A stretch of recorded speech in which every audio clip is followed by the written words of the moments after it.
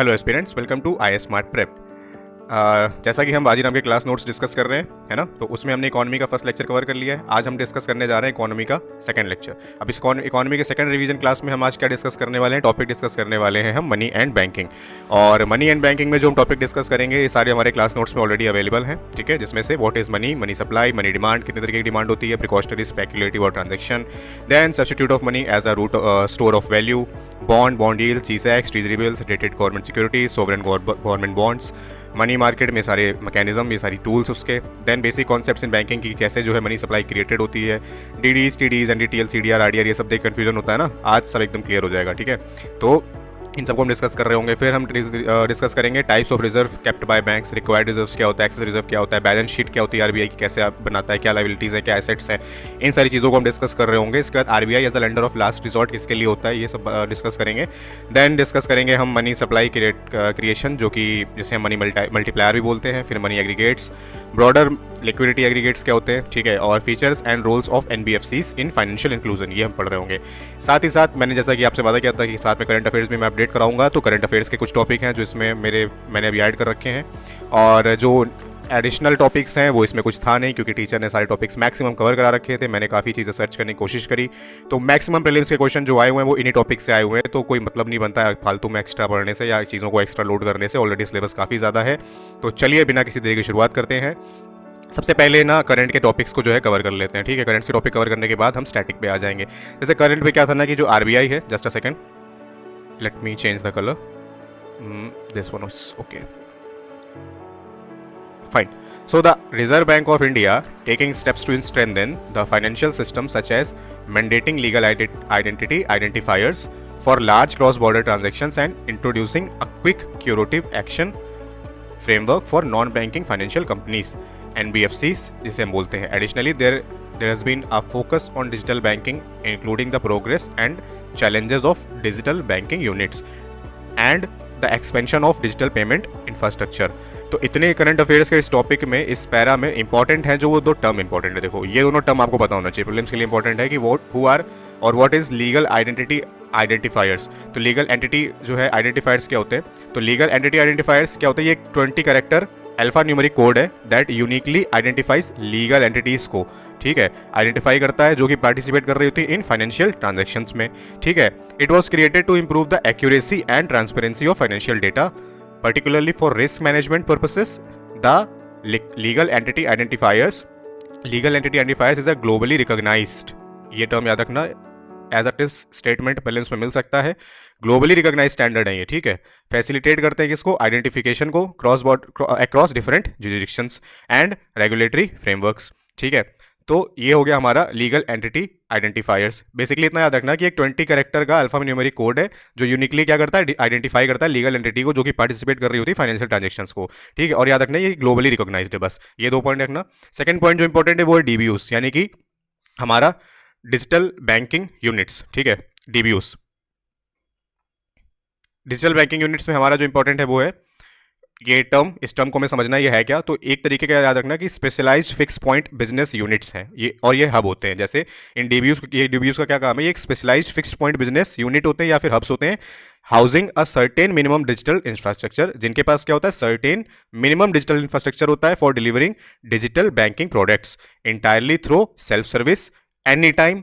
They were launched in 2022 across 75 remote districts of India, commemorating India 75 year independence. बस इतना याद रखना। Digital banking units क्या होता है, ये specialize fix point business units होती हैं, हब होते हैं, जो क्या कर रहे होते हैं, इनके पास मिनिमम डिजिटल इंफ्रास्ट्रक्चर होता है लेकिन डिलीवरी कर रहे होते हैं डिजिटल बैंकिंग प्रोडक्ट्स की इंटायरली थ्रू सेल्फ सर्विस। बस इतना याद रखना है, ठीक है। अब आते हैं अपने क्लास नोट्स पे। तो देखो थोड़ा सा ये, चूंकि देखो ये हमारे हैंड रिटन नोट्स है ना, तो इस हैंड रिटन नोट से क्या होगा कि अभी मैं इसको एज अ स्टेटमेंट बना करके टाइप करके लिख दूंगा, तो बिलीव मी ये जो चीज़ हम 1 घंटे के अंदर, आधे घंटे के अंदर कवर कर ले रहे हैं, इसको कवर करने में लगेगा कम से कम 3 से 4 घंटा, ठीक है। और भाई इतना बड़ा सिलेबस है कि तुम्हें खुद पता है कि अगर एक चीज़ को 4 घंटे पे देने बैठ गए एक टॉपिक को, तो फिर तो सिलेबस कवर होने से रहा। मेरा उद्देश्य इस सीरीज़ को चलाने का सिर्फ इतना सा है कि एक बार ना पूरा सिलेबस अच्छे से कवर कर लेते हैं, फिर स्मॉल टॉपिक्स उठाएंगे, उन पर अच्छे से डिस्कशन करेंगे बैठ के, ठीक है। लेकिन एक बार हमें इसको फिनिश करना है, किसी भी हालत में पूरा सिलेबस कंप्लीट करना है, ठीक है। GS4 को छोड़ के, जो कि हमारा एथिक्स वाला पोर्शन है, क्योंकि वो ज़्यादा हाईली मेंस ओरिएंटेड है, इसमें पहले से कुछ भी नहीं पूछा जाता है, तो GS1, GS2, GS3 यानी कि हमारा history, polity, geography, economy, science and tech और इन्वायरमेंट, इस तरीके के जो भी हमारे टॉपिक्स हैं इनको हम कवर यहाँ पर कर रहे होंगे। ठीक है, अब हमें ध्यान से समझना है, वो समझना है कि मनी क्या होती है। देखो मनी का मतलब क्या है। मनी का मतलब है refers to assets that is liquid in nature. Money क्या होती है? एक तरीके की एसेट होती है जो होती है लिक्विड होती है नेचर में। ठीक है, जैसे एसेट मतलब कि currency plus demand deposits, deposit with bank that can be easily withdrawn. Demand deposits क्या होते हैं? जो ऐसे डिपॉजिट्स जो बैंक से कभी भी विदड्रॉ किए जा सकते हैं। तो सिंपल से याद रखो कि मनी क्या होती है? Money refers to assets that is liquid in nature. Liquid मतलब क्या होता है कि कभी भी आप उससे क्या कर सकते हो? यूज कर सकते हो गुड्स और सर्विसेज को यूज वो करने के लिए, परचेज करने के लिए। ठीक है, फिर आता है मनी सप्लाई क्या होती है। देखो money supply refers to amount of money with public. जो भी अमाउंट मनी का पब्लिक के पास है उसे हम बोलते हैं मनी सप्लाई। ठीक है, विथ पब्लिक मतलब आपका हाउस होल्ड भी हो सकता है, फर्म्स भी हो सकती हैं और any entity except the financial sector, यानी बैंक और गवर्नमेंट को छोड़ करके। ये टर्म्स याद रखना, प्रीलिम्स में इसको भी बीच में लगा देगा। ठीक है, फ्लो में हाउस और फर्म्स के साथ, तो कंफ्यूज नहीं होना, ये नहीं होता। ठीक है, क्या हो सकता है? हाउस होता है, फर्म्स होता है और कोई भी एंटिटी हो सकती है, लेकिन बैंक, फाइनेंशियल सेक्टर और बैंक और गवर्नमेंट नहीं हो सकती है। ठीक है, अमाउंट ऑफ मनी जो हमारा पब्लिक के पास होता है वही मनी सप्लाई में काउंट किया जाएगा। ठीक है, फिर मान लीजिए वही चीज़ है, यहाँ पर एक क्वेश्चन ऐसे पहले से पूछा गया था कि 1 lakh deposited in bank and then 1 lakh withdrawn from bank, तो what is the change in money supply? तो इसके एक ऑप्शन दिया होता, there would be no change in the money supply. भाई 1 लाख अपनी जेब में तुमने डाले, फिर 1 लाख जेब से निकाल ली, तो तुम्हारी जेब पहले भी जीरो थी डालने से और निकालने के बाद भी जीरो ही है, तो कोई सप्लाई का चेंज थोड़ी ना हुआ इसमें मनी का। तो इस वजह से यहाँ पर there would be no change in the money supply. Then आता है हमारा money demand. What is money demand? Demand मतलब purpose for which money is held, क्यों मनी रखी जाती है, उस पर्पस को बोलते हैं मनी डिमांड। और ये 3 तरीके की डिमांड्स होती हैं, एक तो ट्रांजैक्शन डिमांड होती है, एक प्रिकॉशनरी डिमांड होती है और एक स्पेकुलेटिव डिमांड होती है। देखो ट्रांजैक्शन डिमांड का मतलब होता है demanding money as a medium of exchange, केवल एक्सचेंज के मीडियम की तरह अगर हम यूज कर रहे हैं मनी को तो इसे ट्रांजैक्शन डिमांड कहते हैं। And it depends on income, and income increases mainly we buy more goods and services, है ना। हायर जो है हमारा इंक्लूजन होगा उसमें, हायर डिमांड होगी, हायर इनकम से क्या होगा? हायर डिमांड होगी। अब ऐसे क्या होता है? ट्रांजैक्शन मतलब कि रोज के लेन देन में, ऐसा आसान भाषण समझो। ट्रांजैक्शन डिमांड मतलब होता है कि भाई आप के पास इनकम है तो आप डिमांड कर रहे हो, कुछ गुड्स एंड सर्विसेज अवेल करोगे, तो ट्रांजैक्शन डिमांड हमारी यहाँ पे हो गई। ठीक है, देन देन देखो फिर आती है प्रिकॉशनरी डिमांड। अब प्रिकॉशनरी डिमांड क्या होती है? प्रिकॉशनरी डिमांड मतलब demanding money to meet some unexpected emergency.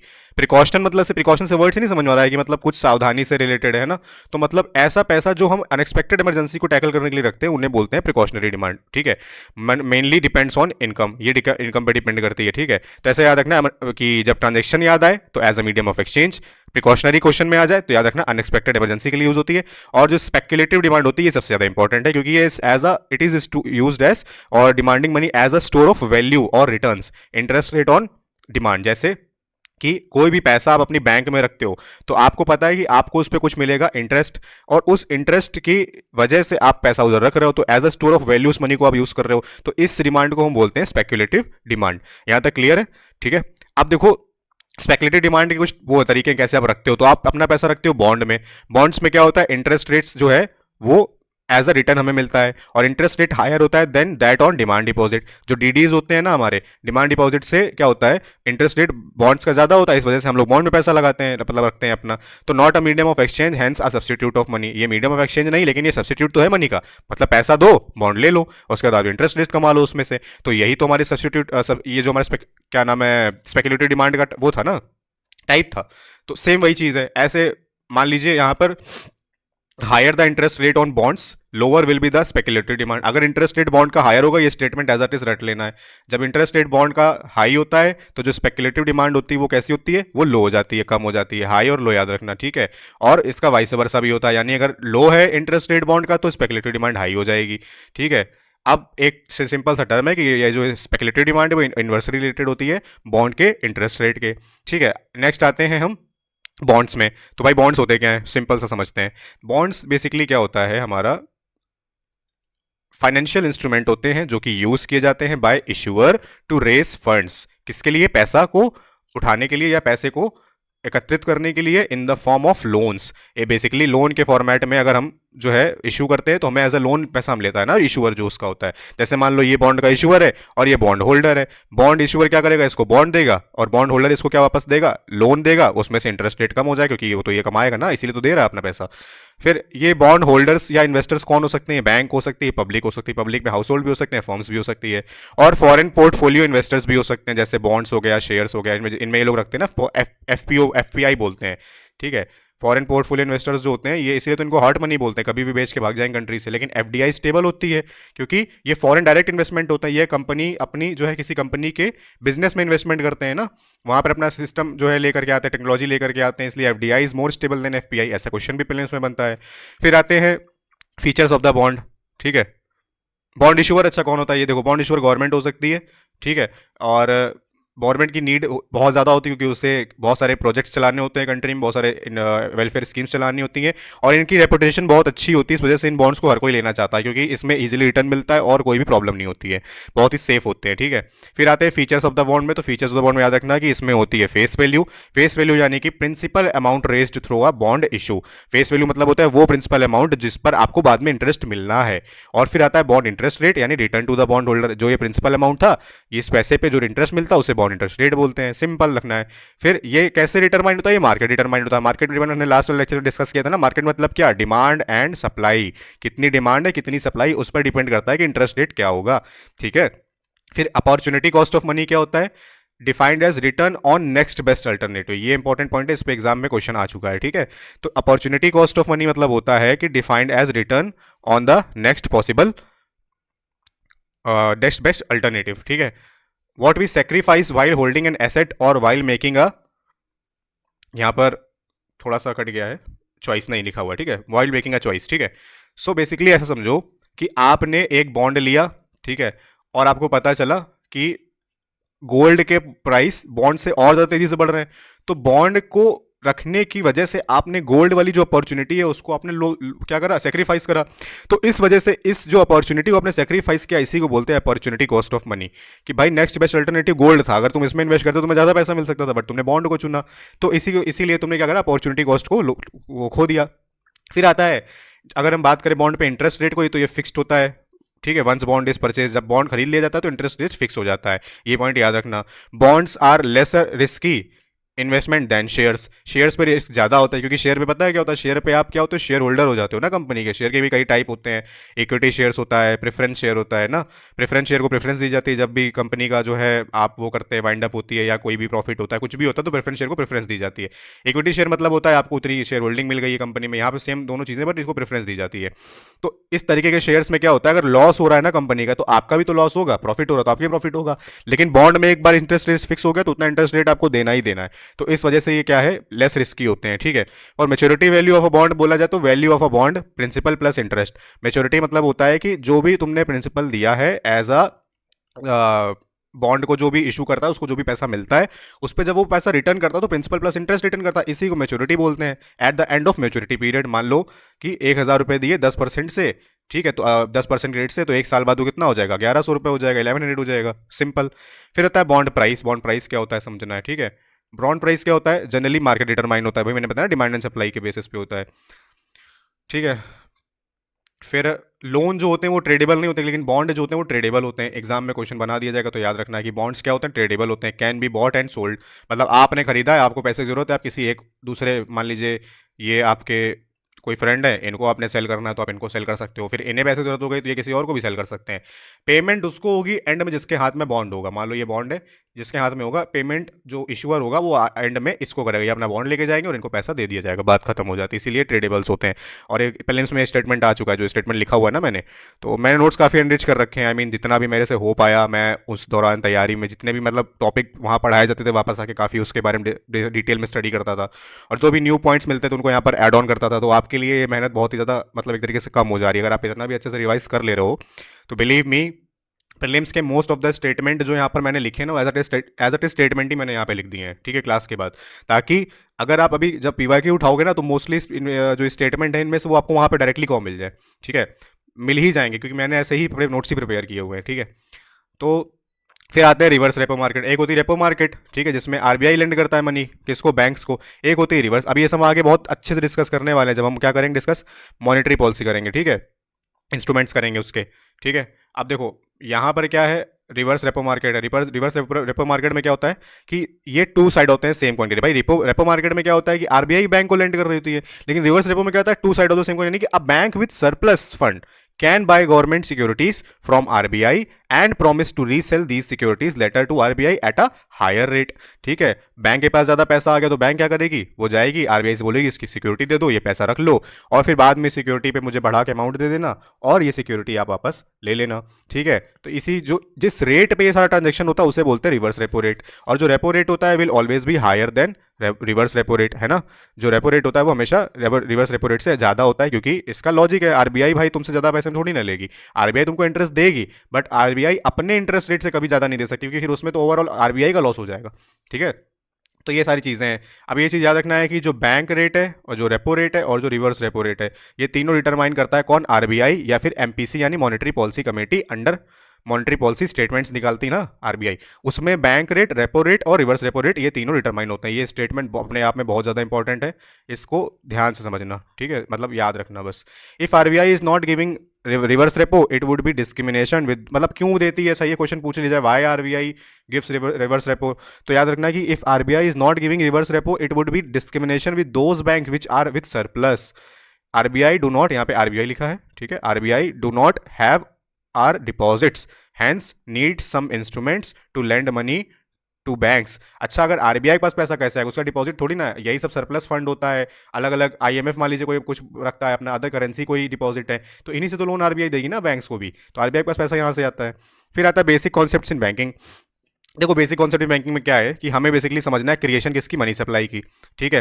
Roles of commercial banks यहाँ पे क्या होता है, पहला रोल है कि ये एक्सेप्ट करते हैं डिपॉजिट फ्रॉम पब्लिक एंड पे डिपॉजिट रेट, ठीक है। आप पैसा जमा करते हो अपना सेविंग अकाउंट में और आपको उस पर 3% 4% सालाना इंटरेस्ट मिलता है ना। तो ये तो काम हो गया किसका, बैंक्स का, कॉमर्शियल बैंक का ये रोल हो गया। दूसरा रोल क्या है कि they provide loans to public are assets for bank. जो लोन्स होते हैं यही ये क्या होता है, बैंक्स के लिए एसेट्स होते हैं, क्योंकि इस पे बैंक को रिटर्न मिलता है ना। फिर जिस पे जो ये रेट चार्ज करते हैं लोन्स पे उसे क्या बोलते हैं, उसे बोलते हैं लेंडिंग रेट, ठीक है, क्लियर है। फिर आता है डिपॉजिट विद बैंक्स। तो दो तरीके के डिपॉजिट होते हैं बैंक के पास, पहला तो डिमांड डिपॉजिट होता है जिसे डीडी बोलते हैं, और दूसरा टाइम डिपॉजिट होता है जिसे हम टीडी बोलते हैं। तो जो डिमांड डिपॉजिट है ना, डिमांड डिपॉजिट दैट मतलब ये ऐसा कि इसको इमीडिएटली विदड्रॉ किया जाता है, जैसे आपका सेविंग अकाउंट, आप गए आपने बस अपना वो फॉर्म भरा और आपको आपका पैसा दे दिया जाएगा, ठीक है, आपको आपका पैसा दे दिया जाएगा। लेकिन जो टाइम डिपॉजिट होती है, deposit which can't be immediately withdrawn unless some return is sacrifice. अब आपने मान लो कर दी एक एफडी यानी फिक्स डिपॉजिट कर दी। अब फिक्स डिपॉजिट करने के बाद आपको पता चला कि आपने करी थी मान लीजिए 300 डेज की। अब 300 डेज में आपको पता चला कि 280 डेज कंप्लीट हो चुके हैं, बट आपको मनी की इमीडिएट आवश्यकता पड़ गई है। तो आप क्या करोगे, अपनी बोलोगे भाई मुझे अपनी एफडी तोड़वानी है, आप बैंक में जाओगे तो बोलेगा ठीक है सर इंटरेस्ट लेकिन कुछ कम मिलेगा आपको, आप बोलोगे ठीक है। तो जो आप इंटरेस्ट सेक्रीफाइस कर रहे हो ना, ये कर रहे हो क्योंकि ये टीडी है यानी टाइम डिपॉजिट है, आपके टाइम को बांध दिया गया, इस टाइम को लॉक कर दिया गया कि आप इससे पहले इस पैसे को नहीं यूज करोगे, बट अगर करते हो तो थोड़ा आपका पैसा आपको सेक्रीफाइस करना पड़ेगा, ये हो जाता है टाइम डिपॉजिट। डिमांड डिपॉजिट का नाम आए तो याद रखना तुम्हारा सेविंग अकाउंट, ठीक है, और टाइम डिपॉजिट का नाम आए तो एफडी याद रखना, ऐसे कंफ्यूजन नहीं होगा बिल्कुल भी। फिर आता है अनलेस सम रिटर्न सही, ठीक है। अब आता है डीडीज और टीडीज में देखो डिफरेंस क्या है। जो डिमांड डिपॉजिट होती है ना, यानी ये करंट अकाउंट डिपॉजिट होती है, जब भी आप चाहो पैसा निकाल सकते हो, ठीक है, जैसे सेविंग अकाउंट हो गया। लेकिन जो टाइम डिपॉजिट होती है वही हमने एग्जांपल देता फिक्स डिपॉजिट का, ये time liability of saving accounts deposit. अब जैसे मान लो आपने 1 लाख रुपीज़ जो है वो आपके पास है, अगर आपने इसको डिमांड डिपॉजिट में रखा तो आप विड्रॉ कर सकते हो 80,000 रुपीज़, और आपने 20,000 रुपये मिनिमम बैलेंस अकाउंट में जो मेंटेन किया वो आपका टाइम, वो क्या हो गया, वो आपका आ जाएगा टाइम डिपॉजिट में, समझे। आपके पास 1 लाख रुपए आपने बैंक में रखा, आप बैंक बोलती है कि आप मैक्सिमम विड्रॉ कर सकते हो मान लो 80,000 रुपीज़, 20,000 तो मिनिमम आपको इस अकाउंट में बना के रखना ही रखना है। तो जो 20,000 आप निकाल नहीं सकते हो वो आपका आ जाएगा टाइम डिपॉजिट में, क्योंकि अगर इससे कुछ पैसा निकाला तो बैंक काटती है पेनाल्टी। क्या काटती है, पेनाल्टी। वो पैसा इसीलिए कट रहा है क्योंकि आपको फिर रिटर्न सेक्रीफाइस करना पड़ेगा, सिंपल सी चीज़ है। लेकिन कुछ ऐसे एक्सेप्शन है, जैसे जीरो अगर है, जनधन अकाउंट है इसमें आपको मिनिमम जीरो बैलेंस है ना, कोटक 811 भी तो ये सुविधा देता है, ठीक है, कोटक 811 में भी रहता है जीरो बैलेंस अकाउंट आप खोल सकते हो ना। फिर आते हैं नेक्स्ट में डिमांड डिपॉजिट और टाइम डिपॉजिट में। डिमांड डिपॉजिट टाइम डिपॉजिट में अगर इन दोनों को प्लस कर दें यानी मिला दे दोनों को, तो में हमारा बनता है डिमांड एंड टाइम लायबिलिटीज़। क्या बनता है, डिमांड एंड टाइम लायबिलिटी बनती है किसकी, बैंक की। उसके बाद अगर इस डिमांड एंड टाइम लाइबिलिटी में से हम लेस कर दें deposit of that banks with other banks and with RBI. अब बैंक के भी तो कुछ डिपॉजिट होंगे, बैंक का जो प्रॉफिट होगा बैंक उसमें कुछ डिपॉजिट कहीं रखेगी, उन डिपॉजिट को अगर हम डिमांड एंड टाइम लाइबिलिटी से लेस कर दें, डिमांड यानी कि आपका सेविंग, टाइम यानी आपकी एफडी वाले, इन सब लाइबिलिटी से अगर लेस कर दें किसको, डिपॉजिट किसके, बैंक के दूसरी बैंक पे जो रखे हुए हैं और जो आरबीआई में रखे हुए हैं, तो जो हमारा निकल के आता है उसे हम बोलते हैं एनडीटीएल यानी कि net demand and time liability. ठीक है, नेट ये इतना ही बैंक की कुल लाइबिलिटी है नेट। ठीक है, इसके बाद bank also keep deposit with other banks. ठीक है, जैसे आरबीआई के साथ, और deposit that banks keep with other banks is asset of that bank, क्योंकि डिपॉजिट तो उसके इस पे उसको रिटर्न मिलना है तो इसके लिए एसेट हो जाती है। ठीक है, अब आता है करेंसी डिपॉजिट रेशियो, इसको बोलते हैं सीडीआर। अब यहाँ से इंपॉर्टेंट है, ज़्यादा अटेंशन पे करने की जरूरत है, पहले इसमें क्वेश्चन पूछ लेंगे आपसे सीडीआर है ना क्या होता है, तो याद रखना सीडीआर यानी करेंसी डिपॉजिट रेशियो होता है कि जो individual amount of money held in currency upon amount of money, जैसे ये इंडिविजुअल लेवल पे होता है, सिंपल से रेशियो याद रखना कि amount of money held in currency upon amount of money held in demand deposit. ठीक है, आपके पास जितना पैसा है, सिंपल ऐसे याद रखो, करेंसी डिपॉजिट रेशियो मतलब होता है कि आपके पास मान लीजिए कुल संपत्ति आज की डेट में 10 लाख रुपए है, उसमें से 8 लाख रुपए आपने अपनी बैंक में रखा हुआ है, 2 लाख रुपए आपने अपनी पॉकेट में रखा हुआ है, तो जो आपकी पॉकेट वाला पैसा है से आपकी बैंक वाले का पैसे का रेशियो ही आपका करेंसी डिपॉजिट रेशियो होता है। आसान भाषा में समझ में आ रहा है बढ़िया से, कि जो आपके बैंक आपकी पॉकेट में जो आपके पास 2 लाख रुपए हैं और जो आपकी बैंक में 8 लाख रुपए हैं, इन दोनों का रेशियो जब निकालेंगे तो उसी को बोलते हैं करेंसी डिपॉजिट रेशियो। फिर आता है रिजर्व डिपॉजिट रेशियो, ये होता है बैंक के लिए। ठीक है, बैंक के लिए क्या होता है कि the ratio of total reserve with bank upon NDTL of the bank, यानी जो net demand and time liability है बैंक की, उसमें से जो टोटल रिजर्व्स है बैंक के, इन दोनों का जब रेशियो निकालते हैं तो वो हमारा बनता है रिजर्व डिपॉजिट रेशियो, से आरडीआर बोलते हैं। ठीक है, फिर आता है total reserve mean the part of deposit not given as a loan by banks, ये वो रिजर्व होते हैं जो बैंक लोन के तरीके से नहीं दे सकती है। ये क्यों होते हैं, क्योंकि जर्क्स आते हैं ना इकोनॉमी में, तब ये रिजर्व काम आते हैं बैंक, ताकि रन ना हो जाए, यानी बैंक जो है फेल ना हो जाए, इसलिए इन डिपॉजिट्स को, इन रिजर्व्स को बनाया जाता है। तो ये रिजर्व्स होते कितने प्रकार के हैं, तो ये दोस्तों रिजर्व्स होते हैं 2 प्रकार के। ठीक है, एक तो होता है रिक्वायर्ड रिजर्व और एक होता है excess reserve.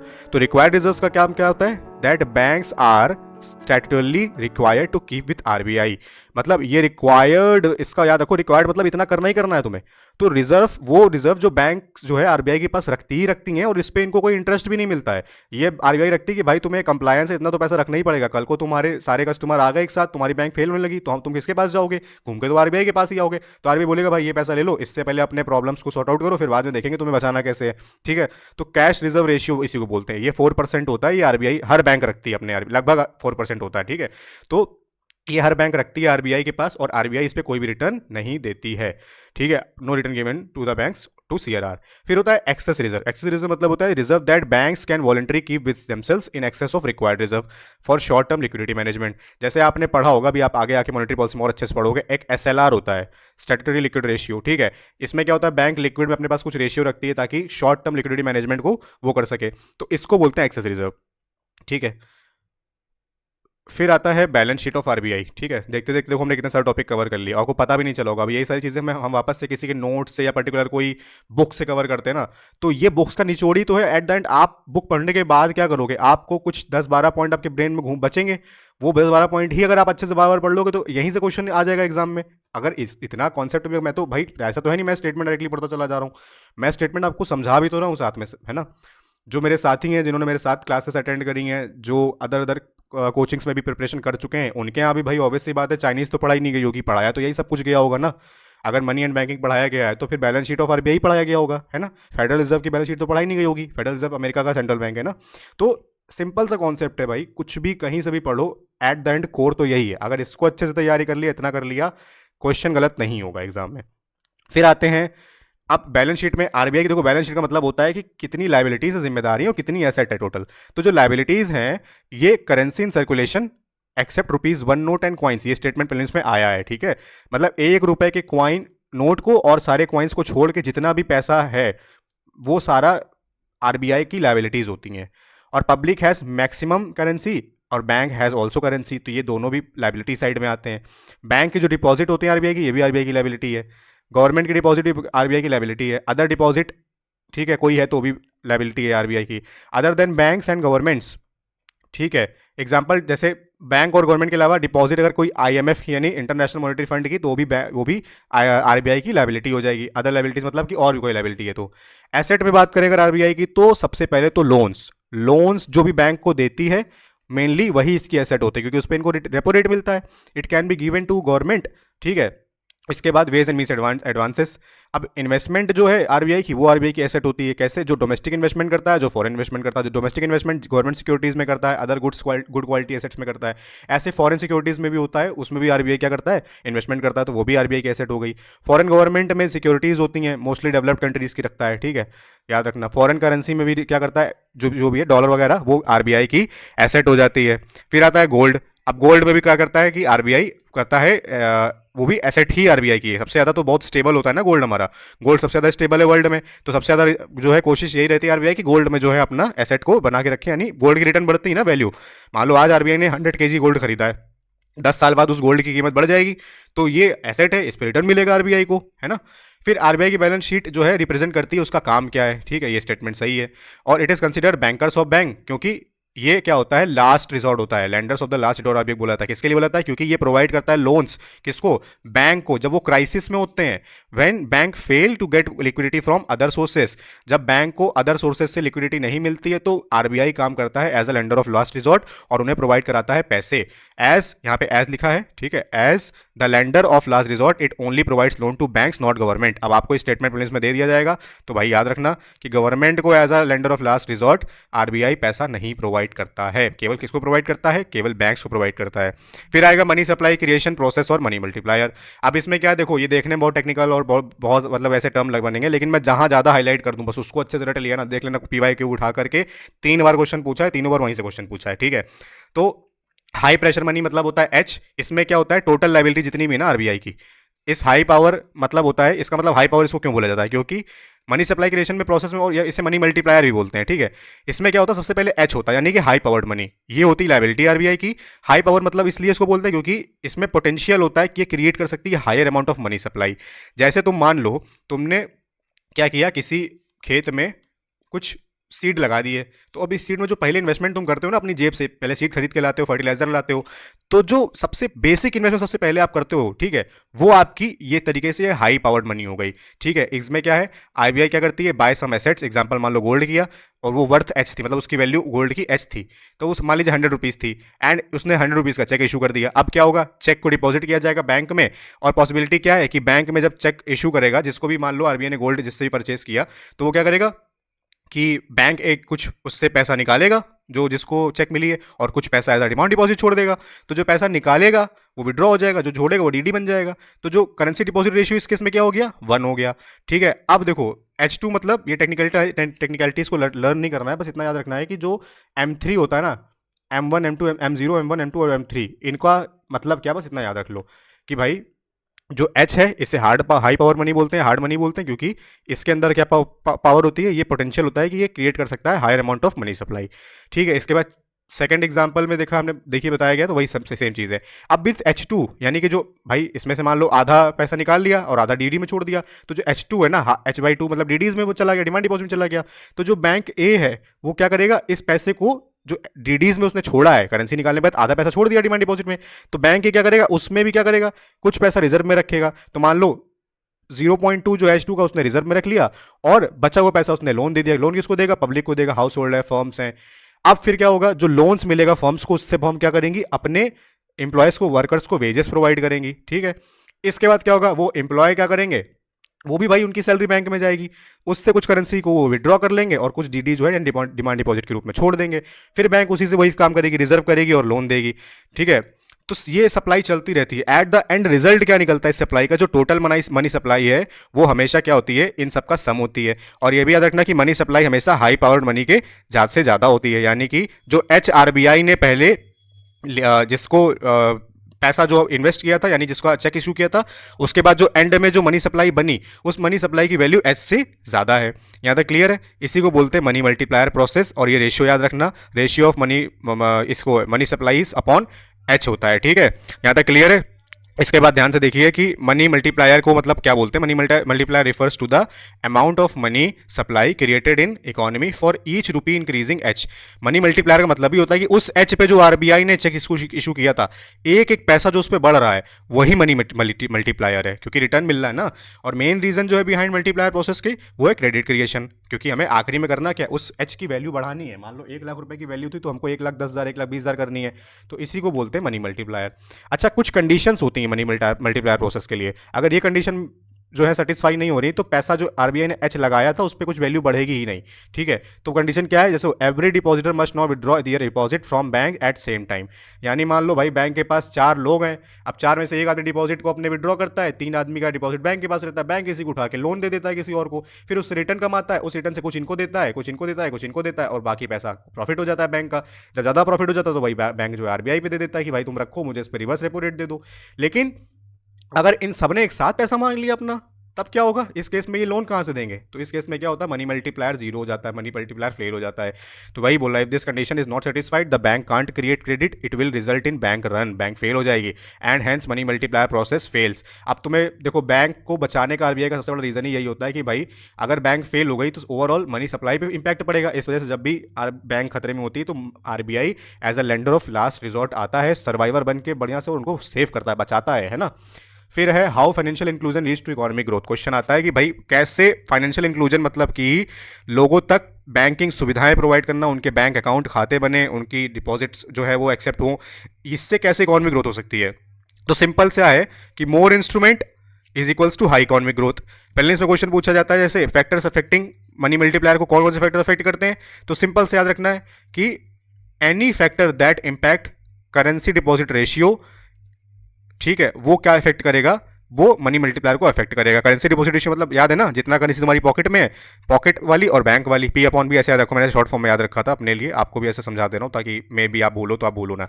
P upon B मतलब जितना पॉकेट में हो जितना बैंक में है, तो करेंसी डिपॉजिट रेशियो वही होता है the number of bank accounts in the economy. ठीक है, अगर इंक्रीज हो रहे हैं तो ये फैक्टर क्या करेगा, ओवरऑल इंपैक्ट करेगा मनी मल्टीप्लाई को। जैसे अगर लोअर है ना करेंसी डिपॉजिट रेशियो, तो bank more funds with banks to give loans to money multiplier के लिए। यानी कि अगर करेंसी डिपॉजिट रेशियो अगर ये लो है, यानी कि तुम्हारे पास पैसा कम है, बैंक के पास ज़्यादा है, तुमने करेंसी में कम लिया, बैंक के पास ज़्यादा है, तो बैंक क्या करेगा, इसको देगा अपने लोन्स के रूप में, और इससे बैंक को प्रॉफिट होगा। तो इसलिए क्या बोलते हैं कि ये बैंक्स के लिए अच्छा होता है लोअर सीडीआर। ठीक है, फिर आता है change in banking habits of people. अगर बैंकिंग हैबिट्स लोगों की चेंज हो जाए तो इससे भी मनी मल्टीप्लायर पे क्या होता है, अफेक्ट होता है। जैसे फैक्टर्स है ना, अफेक्ट करते हैं इसको, कैसे, मान लो अगर इंक्रीज हो जाए नंबर ऑफ डिजिटल ट्रांजेक्शन तो सीडीआर डाउन चला जाएगा। यानी कि इससे क्या होगा, भाई मान लो तुमको अभी मान लो एटीएम गए, ठीक है, तुम्हारे घर में बोला गया कि हमको तुम्हें 1600 रुपये 1600 रुपीज़ का कहीं पेमेंट करना है या 1600 रुपये की जरूरत है, तो तुम बैंक जाओ, एटीएम जाओगे तो तुम 1600 थोड़ी निकालोगे, तुम क्या करोगे, या तो 2000 रुपये निकालोगे, ठीक है, या तो इससे ज़्यादा निकालोगे। तो जो 400 रुपये तुमने एक्स्ट्रा निकाले, ये तुमने इसलिए निकाले क्योंकि तुम्हें पता है कि 500 के 4 नोट्स ही हमारे पास वहाँ पे मिलेंगे, हमको मैक्सिमम टाइम ये अवेलेबिलिटी होती है, 100 के होते नहीं है। लेकिन जब फाइनेंशियल इंक्लूजन बढ़ता है, यानी कि ये हमारे डिजिटल ट्रांजेक्शंस की अगर हैबिट्स बढ़ रही है लोगों में, तो लोग क्या करेंगे, प्रिसाइसली इतना ही पेमेंट कर देंगे जाके यूपीआई से। तो जो 400 रुपये जो तुम एक्स्ट्रा निकाले थे वो अब नहीं निकालोगे। इस वजह से क्या होगा कि बैंक के पास जो ये 400 रुपीज़ हुआ, ये अवेलेबिलिटी, ऐसे मान लो तुम्हारे जैसे पूरे कंट्री में 1 लाख कस्टमर्स हैं, ठीक है, 1 लाख कस्टमर्स है, तो इसका मल्टीप्लाई कर दो, इतना बैंक फंड के पास एक्स्ट्रा हो गया बैंक के पास, तो बैंक क्या करेगी, इसी पैसे को उठा करके लोन दे देगी। ये भी बैंक के लिए अच्छा होता है, इससे मनी मल्टीप्लाई बढ़ता है। ठीक है, तो वही बोल रहा है बाद में, अब फैक्टर अफेक्टिंग जो भी आरडीआर यानी रिवर्स रिजर्व डिपॉजिट रेशियो कोई फैक्टर अफेक्ट कर रहा है तो मनी मल्टीप्लाई करेगा। Change in reserve requirement of banks, example अगर सीआरआर इंक्रीज कर दिया जाए, ठीक है, और तो आरडीआर भी इंक्रीज हो जाएगा, लेस फंड्स होंगे बैंक के पास और बैंक लोन भी नहीं दे पाएगी, फिर तो मनी सप्लाई धीमे हो जाएगी। यही तरीके होते हैं बेसिकली, बैंक जब मनी सप्लाई कम करनी होती है ना कंट्री में, तो आरबीआई यही करती है कि आरडीआर बढ़ा देती है, मतलब रिजर्व डिपॉजिट रेशियो बढ़ा देती है। तो ओवरऑल होता क्या है कि बैंक को पैसा जो है फिर ज़्यादा रिजर्व में रखना पड़ता है, और ओवरऑल इसकी वजह से क्या होता है, मनी सप्लाई लो हो जाती है और इन्फ्लेशन भी कंट्रोल में आने लग जाता है धीमे धीमे। फिर any factor that reduces CDR और RDR will increase money multiplier and vice versa. ऐसा कोई भी फैक्टर जो कम करता हो, ये स्टेटमेंट प्रीलिम्स में पूछा जाएगा एज अ टेस्ट, कोई भी फैक्टर ऐसा जो कम कर दे सीडीआर यानी करेंसी डिपॉजिट रेशियो और रिजर्व डिपॉजिट रेशियो को, वो इंक्रीज करेगा मनी मल्टीप्लायर एंड वाइस वर्सा। बिल्कुल सही बात है कि सीडीआर मतलब कम हो गया तो बैंक के पास ज्यादा पैसा होगा लोन देने के लिए, आरडीआर मतलब आरबीआई ने बोला कि ठीक है तुम अब कम पैसा रखो रिजर्व में, तो भी बैंक के पास लोन देने के लिए ज्यादा पैसा हो जाएगा। और लोन देने के लिए ज़्यादा पैसा हो जाएगा तो इसका मतलब क्या करेगी आरबीआई, बैंक क्या करेगी, बैंक ज़्यादा लोन देगी, तो ये क्या करेगा, मनी मल्टीप्लायर को बढ़ा देगा। फिर आता है मनी एग्रीगेट्स। क्या होता है समझो। Money aggregates refer to different different measures of money published by RBI. जैसे there are 4 types of money aggregates. एक होता है M0, M1, M2, M3। ज़्यादा टेक्निकलिटीज़ में जाना नहीं है, बस इसको ध्यान से पढ़ना, इसी से क्वेश्चन आया है। देखो 3 बार आया, तीनों बार इसी से आया है, ठीक है। तो बस इसको समझना ये है क्या। M0 और रिजर्व मनी को क्या बोलते हैं, करेंसी इन सर्कुलेशन बोलते हैं, जो भी हमारी पैसा का सर्कुलेशन में पूरे कंट्री में, प्लस जितनी भी बैंक के पास डिपॉजिट है, ठीक है, जितने बैंक के डिपॉजिट जो है आरबीआई के साथ, प्लस अदर डिपॉजिट जो है आरबीआई के पास, इन सबको ऐड कर देते हैं तो हमारा बनता है M0। ठीक है, ये मनी सप्लाई नहीं है, लेकिन ये एज अ सीड काम करता है, एज अ बीज काम करेगा, इस पर भी किसी इससे रिटर्न मिलेगा बाद में। अब देखो M1, ये से M1 को अब उसे क्वेश्चन प्लेन से पूछा जाता है कि व्हाट इज, ये भी पूछा जाता है, ठीक है, नैरो मनी। तो याद रखना M1 नैरो मनी होती है। Currency with public plus demand deposit with public with banks plus other deposit with RBI. ठीक है, इन सबको जब ऐड कर देते हैं तो हमारा बनता है M1। फिर आता है M2। M2 में क्या करते हैं, M1 यानी ये सब जो ऊपर हमने पढ़ा है, इन सबको ऐड करके इसमें शॉर्ट टर्म टाइम डिपॉजिट भी ऐड कर दो रेसिडेंट का, तो बन जाता है M2। फिर आता है M3। अब आपसे क्वेश्चन पूछा जाएगा व्हाट इज ब्रॉड मनी। ठीक है, what is broad money. Broad money क्या होती है, M2 यानी कि ये वाला पूरा पोर्शन, ठीक है, plus long term time deposit of residents with banks. उसमें शॉर्ट टर्म था M2 में। M3 में क्या होता है, लॉन्ग टर्म डिपॉजिट भी ले लेते हैं, और जितने भी कॉल लोन्स होते हैं taken by banks from financial institution, इनको भी ले लेते हैं, तो ये हो जाता है M3। अब क्वेश्चन में देखो समझने वाली बात क्या है कि जो M1 से M3 है, ये इधर क्या होता है, हायर कवरेज होती है मनी सप्लाई की और लोअर लिक्विडिटी होती है। यानी जो सबसे ज़्यादा लिक्विड कौन होगा, M0, क्योंकि इसमें करेंसी आ जाती है, सारी लिक्विडिटी यहीं पर ही है। और जैसे फिर M1, M2, M3, ठीक है, इधर नीचे बढ़ते जाएंगे, ठीक है, क्या होगा, मनी का तो कवरेज ज़्यादा होगा, लेकिन लिक्विडिटी क्या होती जाएगी, कम होती चली जाएगी। ठीक है, इसमें फिर लिक्विडिटी कम होती चली जाती है। अब बोल रहा है कि money multiplier calculator by RBI कैसे कैलकुलेट करती है आरबीआई मनी मल्टीप्लायर कर, तो M3 अपॉन M0 कर देती है। यानी M0 यानी वो पैसा जो उसने पहले मतलब स्टार्टिंग जिससे करी थी सीड के रूप में, और M3 जो बाद में क्रिएट हुआ, तो इन दोनों का जो रेशियो होता है वही हमारा कहलाता है मनी मल्टीप्लायर। मनी कितना की, इसका मतलब कि कितना करेंसी में मनी को जनरेट किया गया, क्रिएट किया गया, कितना पैसा उससे बढ़ा M0 से M3 में आते आते। फिर आता है ब्रॉडर लिक्विडिटी एग्रीगेट्स। क्या होते हैं, refers to contribution to money supply by banks, post offices and NBFCs. Broader liquidity aggregates, ये ऐसा टर्म जो ना फैंसी से, इनको याद रखना। इससे है कितना सिंपल, देखो, contribute to money supply by banks, post office and NBFC and non banking financial companies होती हैं एनबीएफसी। क्या होती हैं, अब इनके फीचर्स क्या होते हैं, देखो सिंपल सा है। जो नॉन बैंकिंग फाइनेंशियल कंपनीज होती हैं, ये वो कंपनी होती हैं जिनके कोर बिजनेस जो है वो किससे होते हैं, प्रोवाइड करते हैं फाइनेंशियल सर्विसेज, जैसे कि लोन वगैरह देते हैं। ठीक है, इन कंपनी का क्या होता है, ये सिमिलर तो होती है बैंक के, लेकिन दे आर नॉट बैंक्स।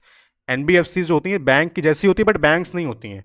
ठीक है, some important types of loan giving NBFCs कौन कौन सी हैं, एसेट फाइनेंस कंपनी, यानी कि जो कोई तुम्हारी एसेट को फाइनेंस करे, जैसे तुम मोबाइल लेने गए, ट्रैक्टर लेने गए, तो इसमें जो तुम्हें पैसा मिलता है, ठीक है ना, उस पैसे से क्या करते हो, तुम लोन लेकर के अपनी चीज़ ले लेते हो, बाद में अपना उसको पैसा इंस्टॉलमेंट में देते रहते हो।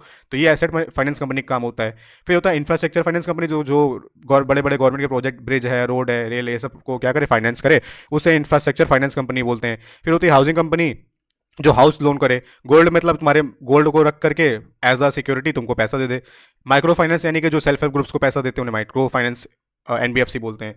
Types of non loan giving NBFCs कैसी होती हैं, 2 तरीके की होती हैं। ठीक है, बेसिकली हैं कई तरीके, लेकिन आपको यहाँ पे 3 4 5 तरीके जो दिए हुए हैं उसमें आपको समझना है कि जो नॉन लोन गिविंग एनबीएफसीज हैं, जैसे आपकी इंश्योरेंस हो गई, इसको कौन कंट्रोल करता है, IRDAI, प्रीलिम्स में पूछा गया है, इसको ध्यान से देखना।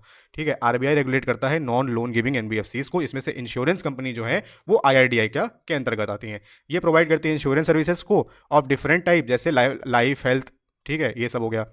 और कोर इन्वेस्टमेंट कंपनी है, जैसे सेबी जो है वो रेगुलेट करती है। ठीक है, company that brought shares and bonds other जो कोर इन्वेस्टमेंट कंपनी होती है, ये क्या करती है, ये इसको सेबी रेगुलेट करती है, याद रखना।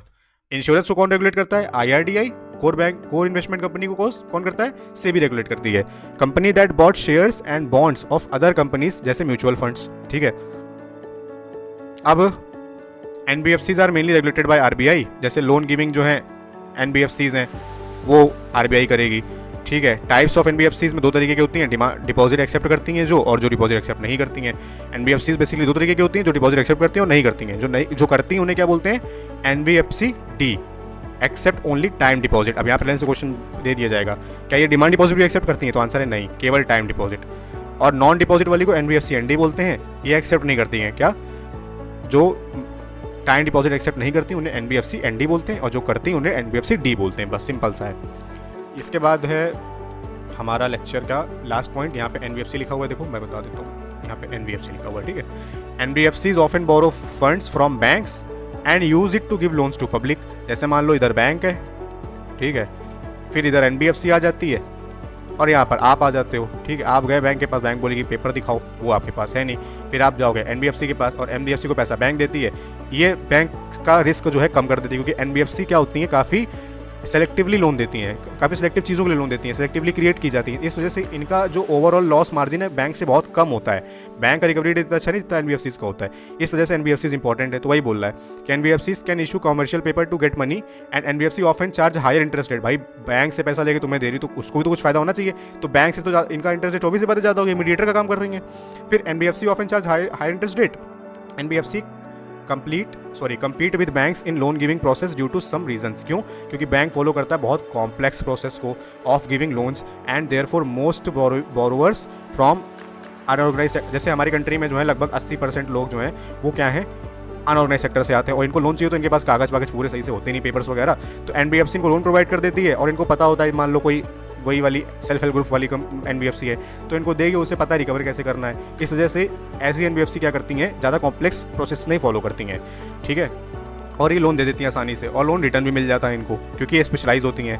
रोल्स की बात करें NBFCs की फाइनेंशियल इंक्लूजन में, तो ये क्योंकि स्पेशलाइज हैं स्पेसिफिक टाइप ऑफ लोन्स में, इसलिए इनको क्या होता है, have higher loan recovery in normal times and they gain much experience in handling only specific area. मतलब लोन वाली का देखो, तुम लोन जो SHG को दे रही है सेल्फ हेल्प ग्रुप्स को, वो इसमें स्पेशलाइज है। जो लोन गोल्ड वाला दे रही है वो इसमें स्पेशलाइज्ड है। बैंक सब में स्पेशलाइज नहीं हो सकता ना, बैंक मान लो किसी एक सेक्टर में होगा, बट देखो इसके लिए अलग सेक्टर वाइज डिवाइड कर दी है NBFC। लोन जो SHG को दे रही है वो केवल उसमें स्पेशलाइज है, गोल्ड वाली केवल उसमें स्पेशलाइज है। इस वजह से ओवरऑल इनकी रिकवरी अच्छी है। और इसी के साथ हमारा लेक्चर होता है समाप्त। अगर वीडियो अच्छा लगा है तो इसको लाइक करिए, शेयर करिए, सब्सक्राइब करिए। Thank you so much and तक बने रहने के लिए। मिलते हैं नेक्स्ट वीडियो में और कंप्लीट करेंगे अपना सिलेबस इसके बाद। Thank you so much.